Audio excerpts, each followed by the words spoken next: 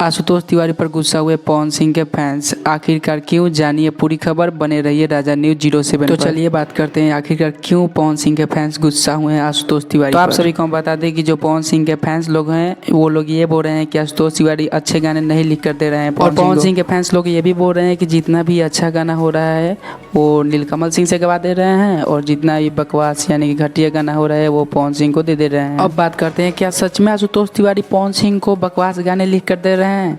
तो ऐसा बिल्कुल नहीं, ऐसा नहीं बोलना चाहिए जितने भी पवन सिंह के फैंस लोग, क्योंकि यह वही आशुतोष तिवारी हैं जो कि 3-4 साल के अंदर में सबसे ज़्यादा हिट गाने दिए हैं पवन सिंह को। जैसे मैं गाने का नाम बता दें आप सभी को तो पियर फ्राक वाली, धनियो सब राजा जी के दिलवा और हरियर योरनी, ऐसे काफ़ी सारे हिट गाने दिए हैं आशुतोष तिवारी ने अभी तक पवन सिंह को। और इस साल की बात करें तो उनका लिखा हुआ एक गाना अभी बज रहा है मार्केट में, जिस गाने का नाम है घघरी।